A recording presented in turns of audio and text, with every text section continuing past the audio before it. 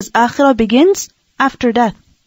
فَيُؤْمِنُونَ بِفِتْنَةِ الْقَبْرِ وَبِعَذَابِ الْقَبْرِ وَبِنَعِيمِهِ. Three things. They believe in the trial of the grave, the punishment of the grave, as well as the reward of the grave.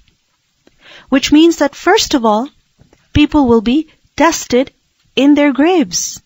Meaning when a person dies and the deceased is laid in his grave, then he will be questioned. He will be tested. About what? About who? About his Lord, about his messenger, and about his deen. فَأَمَّا الْفِتْنَةُ. As for the fitna, فَإِنَّ النَّاسَ. Then indeed people, يُفْتَنُونَ فِي قُبُورِهِمْ. They will be tested in their graves. Notice the word annas. What does that mean? All people. All people will be tested in their graves. Young or old, man or woman, everyone will be tested. There are a few exceptions. For example, the prophets of Allah. Because obviously a prophet will not be asked, who is your prophet? A prophet himself is the one who conveyed. So the prophets are exempted from this. As well as the siddiqeen. The siddiqeen. The shuhada. And also the murabitun. Those who guard the borders. As well as the ghayr mukallafeen. Those who are not mukallaf. Meaning those from whom the pen is lifted.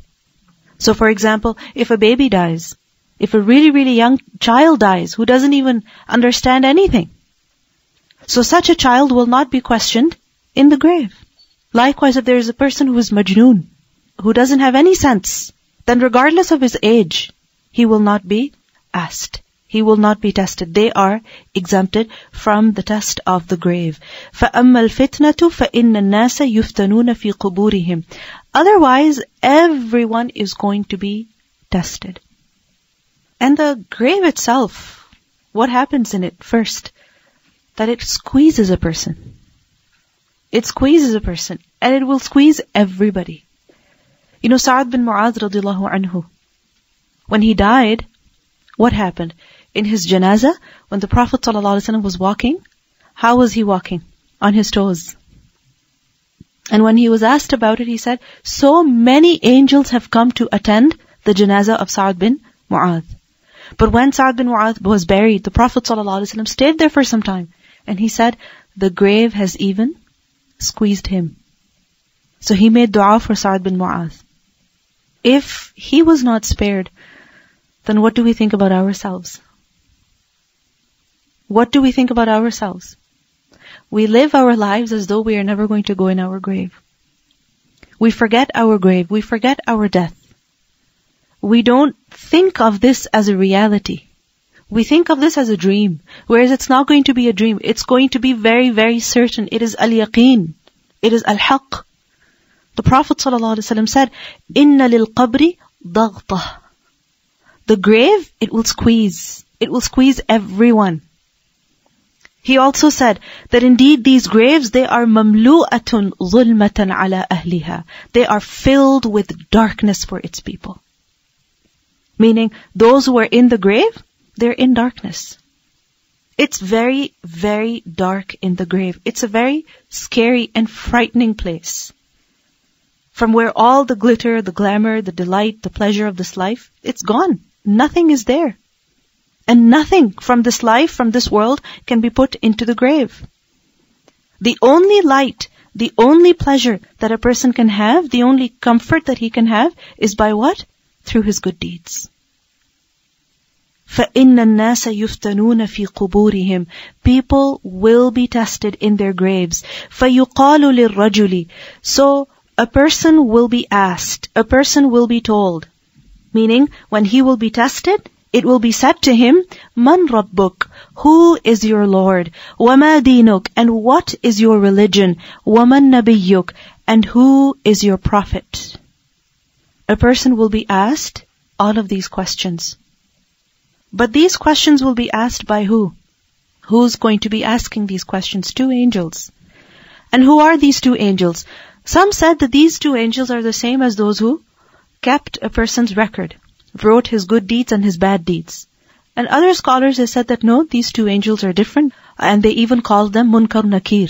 Because Munkar, Nakir, denied, meaning angels that will not be welcomed. Why? Because by the person who is in the grave. Why? Because they are not friendly. These angels are not friendly angels. They have not come to bring reward to a person. They have come to question him in a very stern manner. They have come to ask him. These angels, dark faces, red eyes, in other narrations, blue eyes. And when they will speak, that sound will be like the sound of thunder. Just imagine, in that darkness, in that loneliness, what happens?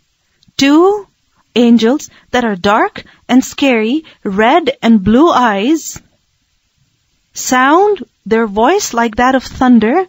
So a person who has weak faith, what will happen to him when he will be asked these basic questions? He will not remain firm. He will not be able to answer these questions, even though they seem very basic questions. Has it ever happened with you? Have you ever come across someone who puts you on the spot and questions you about something, and even though you know the answer is really well, you get so puzzled, so startled, that you're not able to answer correctly? What happens when you're crossing a border into a different country, and the immigration officer asks you some basic questions, and you begin to panic? Why? Because their manner is so stern, they have no smile on their face, they're not there to comfort you. They're not there to chat with you. They're going to ask you very seriously, very sternly. And then what happens? They ask you something and you end up giving a wrong answer. Or you get so startled. You completely blank out.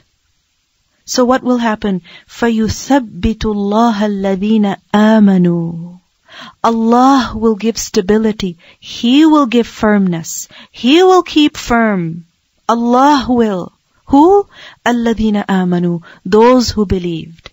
Those who believed in this life, Allah subhanahu wa ta'ala will keep them firm. بِالْقَوْلِ الثَّابِتِ. Through the firm word. فِي الْحَيَاةِ الدُّنْيَا.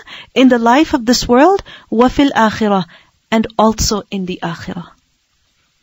So this test, who will pass? Who will be able to answer these questions?